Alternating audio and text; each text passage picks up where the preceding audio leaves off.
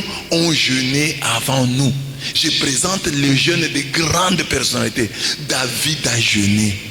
Esther a jeûné. Mardoché a jeûné. Darius, le roi païen, a jeûné.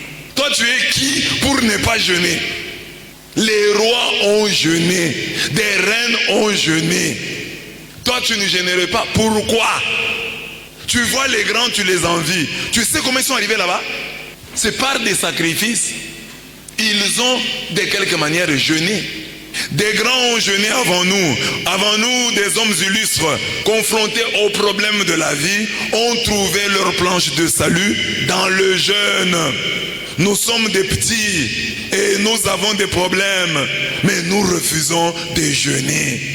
Que ces témoignages fassent de nous des hommes et des femmes qui connaissent la valeur du jeûne. Premier exemple que je vous donne, le jeûne du roi David. David a péché gravement en prenant la femme d'autrui et en tuant le mari de cette dernière. Dieu, par le ministère du prophète Nathan, lui annonça la mort de ce bébé non désirable. Aussitôt, quand on lui annonce la mort, le bébé là va mourir. Le fruit de ton péché va mourir. David refuse et jeûne pour un bébé non désirable, non désiré. L'enfant du péché. Toi, tu as un enfant né dans les meilleures conditions, fruit d'un mariage sacramentellement béni, bien aimé. Mais tu ne jeûnes pas. David jeûne pour que cet enfant, fruit du péché, ne puisse pas mourir. Toi, tu as des enfants qui ne sont pas les fruits du péché et tu ne pries pas, tu ne jeûnes pas pour eux. Tu attends quoi pour jeûner pour ta fille? Tu jeûneras quand? Les difficultés que toi tu as, c'est parce que tes parents n'ont jamais jeûné pour toi. Et tu veux créer les mêmes problèmes à tes enfants? Tes parents, est-ce que tu vois qu'ils ont jeûné pour toi? David jeûne pour un bâtard. Toi tu as des enfants légitimes et tu ne pries pas pour eux. David implora Dieu pour l'enfant. Il jeûnait strictement, rentrait chez lui et passait la nuit couché sur la terre nue. Lui qui avait un bon lit, hein? Tout roi qu'il était devait avoir un bon lit. Toi, tu n'as pas un bon lit. Tu devrais jeûner. Toi, si tu jeûnes, jeûner n'est pas jeûner, c'est pas la même chose. Parce que ton lit, c'est comme une terre nue. Tu n'as pas un lit doux. Ton lit, c'est comme une pierre. Tu l'appelles terre orthopédique. Amen. Mais David qui avait un doux lit, on dit, il passait la nuit couché sur la terre nue. Les dignitaires de sa maison se tenaient debout autour de lui pour le relever des terres. Mais il refusa et ne prit avec eux aucune nourriture. Donc lui, il y avait des gens qui lui disaient, non, non, David, tu as beaucoup jeûné. Mais toi, tu es un prêtre qui te dit, jeûne. Mais David avait des dignitaires nombreux qui lui disaient, ne jeûne pas, tu as assez jeûné. Au 7e jour de son jeûne, l'enfant mourut. Pour lui, là, il a jeûné, l'enfant est même mort. David demanda à ses officiers, l'enfant est-il mort? Et ils répondirent oui. Alors David se leva de terre, se baigna et se parfuma et changea de vêtements. Puis il rentra dans le sanctuaire de Yahweh et se prosterna. Rentré chez lui, il demanda qu'on lui servît de la nourriture et il mangea. Ses officiers lui dirent, que fais-tu là? Tant que l'enfant était vivant, tu as jeûné et pleuré. Et maintenant que l'enfant est mort, tu te relèves et tu prends de la nourriture. Oui, on jeûne pour empêcher la mort. Mais quand il est déjà là, on l'accepte. Je voulais que l'enfant ne meure pas. Maintenant l'enfant est mort. Je vais jeûner encore pourquoi? Parce que c'est ça. Et là, David répond à beaucoup d'entre nous. Il y a beaucoup d'entre nous ici qui sont incapables de jeûner pour empêcher la mort, mais qui jeûnent quand la mort est déjà là. C'est-à-dire, tu devrais jeûner pour empêcher la mort et non jeûner quand la mort est déjà là. David, tout roi qu'il était, avait l'habitude de jeûner. Il n'a pas seulement jeûné là-bas, il avait l'habitude de jeûner, de se priver de nourriture. Ce passage en témoigne. À tant jeûner, mes genoux fléchissent. Psaume 109, verset 24. À tant jeûner, mes genoux fléchissent. Ma chair est amaigrie, faute d'huile. 2. Le jeûne de Darius, le roi païen. Là, c'est un niveau élevé. Il est roi, il est païen, il s'appelle Darius. On le contraint presque à condamner Daniel, à le jeter dans la fosse au lion. Nous sommes dans Daniel 6. Oh, Daniel n'a pas adoré la statue que tu as élevée, on doit le jeter au lion. Les lions doivent le bouffer. contre-cœur, le roi accepte. Cette condamnation injuste de Daniel. On jette Daniel dans la fosse au lion. Mais le roi, parce qu'il avait signé, parce qu'il avait parlé, il ne pouvait plus se rétracter. Mais il a mal au cœur, il dit, mais mes chers amis, Daniel n'a rien fait. Voilà comment qu'est-ce qu'il fit. Il rentra dans son palais, passa la nuit à jeûner et ne se laissa pas amener des concubines. Il avait des concubines, il avait des femmes à son service. Mais ce jour-là, lui qui était un roi païen, se priva du plaisir vénérien parce que il jeûnait pour Daniel injuste. Je te pose la question, quand on fait souffrir injuste, toi tu dors. Quand le juste souffre injustement, toi tu dors tranquillement. C'est étonnant, hein? Faut quelqu'un, on le fait souffrir, non, c'est pas juste. Tu dors, tu as sommeil, tu ronfles même. Mais le roi Darius n'a pas fait ça. Comment pouvons-nous dormir tranquillement quand l'innocent périt injustement? Daniel n'était pas le frère de Darius pour que ce dernier se donne tant de peine pour lui. Nous nous disons frères et sœurs et nous ne jeûnons pas les uns pour les autres. Dans la dette de l'amour, quand on dit n'ayez de dette envers personne sinon celle de l'amour. Dans la dette de l'amour, il y a l'obligation de jeûner pour ton frère, l'obligation de jeûner pour ta soeur. Tu payes la dette de l'amour lorsqu'après m'avoir donné à manger, lorsqu'après m'avoir donné à boire, tu peux aussi jeûner pour moi. Tu me critiques beaucoup, comment je suis mauvais, comment je suis pécheur. Je te demande une chose, prie pour moi, jeûne pour moi, afin que je puisse être un peu comme toi. Le jeûne d'Esther et de Mardoché. Aman, premier ministre de Suse, a induit en erreur le roi Assyrus qui a signé un décret d'extermination des Juifs. Mardoché apprend cette nouvelle et adopte le principe qui stipule à la guerre comme à la guerre. Convaincu par l'appel de Mardoché, la reine Esther dit à ces derniers: va rassembler tous les Juifs de Suse, jeûnez à mon intention, ne mangez ni ne buvez de 3 jours et de 3 nuits. De mon côté, avec mes servantes, j'observerai les mêmes jeûnes. Ainsi préparé, j'entrerai chez le roi, malgré la loi. Et s'il faut périr, je périrai. Esther 4,16. Tu es parfois dans la même situation. Hein? Les choses, tu regardes les choses, tu dis, ces choses risquent de tourner à ma défaveur. Cette histoire ici peut tourner au vinaigre contre nous. Faisons quoi? Jeûnons. Parfois, c'est dans la vie, tu regardes des choses, tu sens que ces choses peuvent tourner mal contre toi. Tu ne jeûnes pas. Mais Mardoché a vu que les histoires pour les choses pouvaient tourner mal pour eux, pour les Juifs de Suse. Et il est allé voir Esther. Esther aussi a compris que c'est vrai, la menace qui a été détectée est réelle. Il faut qu'on prie pour empêcher Belzéboul d'agir. Si on ne prie pas, Belzéboul agira. Belzéboul gagnera. Alors pour empêcher que Belzéboul agisse et règne, nous devons jeûner. Esther jeûna. Parce qu'il y avait un décret d'extermination. On a dit, on va tuer tous les Juifs. Il dit, il faut qu'on prie pour que je voie le roi, afin que le roi annule ses décrets. Mais pour aller voir le roi, ce n'était pas facile. Il fallait aller sur rendez-vous. Mais moi j'ai une urgence. Je ne vais pas attendre le jour où le roi m'a appelé. Sinon mes frères vont être tués.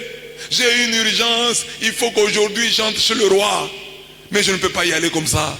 Il faut que je me prépare spirituellement. Tu as un test d'embauche. Tu te prépares. Tu y vas comme ça après avoir mangé.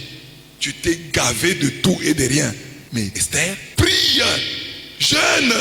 Ils vont là-bas à jeûne. Que j'ai fait un test d'embauche à jeûne. Tu as un rendez-vous amoureux. Toi qui rates le rendez-vous, les hommes disent non, Sœur José, on se voit à tel endroit. Avant d'aller là-bas, tu manges. Tu veux réussir, prive-toi de nourriture. Mais en fait, en te privant de nourriture, qu'est-ce que tu fais? Tu nourris ton âme. Parce que regarde, le jour où tu observes un bon jeûne, ton esprit est élevé. Tu montes d'échelon spirituel. Et lorsque tu montes d'échelon spirituel, la rencontre des esprits a lieu. Parce que le plus important, c'est l'esprit. Maintenant, toi, tellement tu manges, tu es trop bas. Quand tu vas aller à cet endroit-là, le monsieur qui va commencer à t'interroger, à te tester, à te poser des questions, le monsieur que tu vas rencontrer, s'il est spirituellement plus élevé que toi, tu vas commencer à trembler. Tu ne sauras pas quoi dire. Tu vas dire justement ce qu'il ne fallait pas dire. Et tu vas rater le marché. Parce que tu ne t'es pas préparé. Trop de nourriture t'ont tiré vers le bas. Et pour ça, tu es responsable de beaucoup de choses. Hein. Tu as la responsabilité d'une entreprise. Et toi, tu n'as pas jeûné. Ou tu n'as pas bien jeûné. Et c'est toi qui vas là-bas poser la question. On t'envoie comme leader. Va voir le chef, dis-lui comme ça. Vous envoyez qui? Quelqu'un qui mange. Les jeûnes, ce n'est pas pour vous faire souffrir. Les jeûnes, c'est pour faire souffrir Satan. Les jeûnes, c'est pour vous faire réussir. Aimez les jeûnes. Pratiquez les jeûnes. À travers les jeûnes, vous mettez votre prière en mode insistance.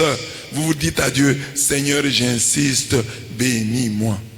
Nous avons des rencontres décisives, mais avant elles, nous ne gênons pas. Nous avons des situations qui peuvent tourner au vinaigre, mais malgré cela, nous ne gênons pas. Et si nous arrive de le faire, nous le faisons mal. Vaille que vaille, nous le faisons à la diable. Nous prétendons nous aimer comme nation, mais nos petits mauvais jeunes ne vont jamais au-delà de nos personnes. Quand quelqu'un jeûne, c'est pour lui. Quelqu'un qui jeûnerait pour la nation. Je jeûne aujourd'hui pour la nation. Je jeûne aujourd'hui pour le pays. Rien d'étonnant en cela, car celui qui jeûne rarement pour lui-même aura trop de mal à jeûner pour son pays, pour son église. Comment quelqu'un va jeûner pour l'église, pour le pays, alors qu'il a du mal à jeûner pour lui-même? Jeûner pour soi, c'est jeûner pour soi. Mais jeûner pour son pays, c'est aussi jeûner pour soi-même, parce que nous faisons partie du pays. Le jeûne du roi Akab, c'est le jeûne du pécheur, le jeûne pénitence. Akab, influencé par sa femme, Jézabel, a fait condamner injustement à mort, Naboth, et a pris sa vigne sous l'instigation de sa femme. Maintenant Dieu lui envoie le prophète Nathan, pour lui dire, tu vas mourir, des chiens vont lécher ton sang, ainsi que le sang de ta femme. La Bible dit qu'Akab entendit ces paroles de menace. Il déchira ses vêtements, mit un sac à même sa chair, jeûna, coucha avec le sac et marcha à pas lents. Même la démarche a changé. Lui qui était roi, qui était souvent pressé, il a commencé à marcher à pas lents. Alors la parole de Yahweh fut adressée à Élie le Tishbite en ces termes. As-tu vu comme Akab s'est humilié devant moi? Parce qu'il s'est humilié devant moi, je ne ferai pas venir le malheur pendant son temps. C'est au temps de son fils que je ferai venir le malheur sur sa maison. Bien-aimé, tu peux renvoyer à plus tard le malheur parce que tu as jeûné. Le jeûne, même celui du pécheur repentant, touche le cœur de Dieu. Parce que nous avons le cas de David qui était pécheur, il a prié, Dieu n'a pas exaucé.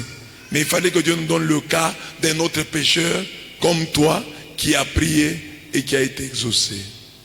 David, roi pécheur, n'a pas été exaucé au sujet de son fils bâtard, né de son union illégale avec Bathsheba. Ce bâtard-là, David a prié pour qu'il ne meure pas, mais il est mort. Dieu ne regarde pas le jeûne du pécheur. Alors on donne notre exemple. Akab aussi était pécheur. Il a fait tuer Naboth. Mais il a prié et Dieu l'a exaucé. Dans chaque génération, portons le flambeau du jeûne et renvoyons à plus tard la punition, le châtiment de Dieu. Si papa a jeûné du vivant de papa, Dieu va éloigner ce malheur de la famille. Mais si les enfants prennent le relais du jeûne, ils vont aussi renvoyer à plus tard l'exécution de la malédiction du châtiment. Si les petits enfants font de même, de génération en génération, on renverra à plus tard l'exécution de la sentence. Bien aimé, c'est ça qu'il faut transmettre à vos enfants. Vous avez des petits enfants, non, ils ne peuvent pas jeûner, c'est encore des enfants. Apprenez-leur, les enfants apprennent et ils sont capables de faire un jeûne à leur niveau. Ils peuvent aussi faire. Laissez à vos enfants cet esprit-là. Mes enfants, on peut jeûner. Aujourd'hui, on peut ne pas manger pour prier. C'est ainsi que tes enfants, quand tu ne seras plus là, quand ton ombre ne les couvrira plus, les enseignements que tu leur as donnés les couvriront. Les choses qu'ils ont intériorisées les couvriront.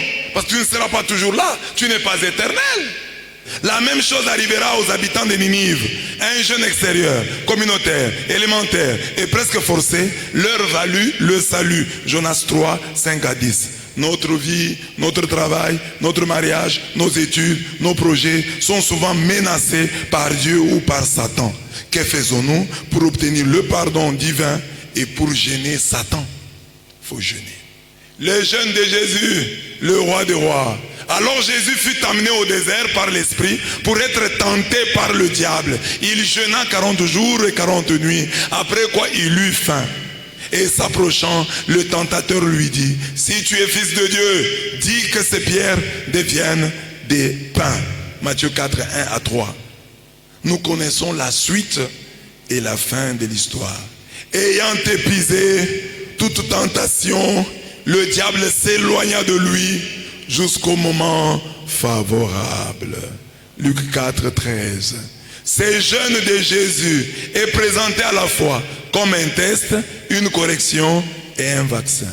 En effet, pour entrer dans la cour des grands, le Verbe incarné devait jeûner, ça c'est test. Pour corriger, ça c'est correction.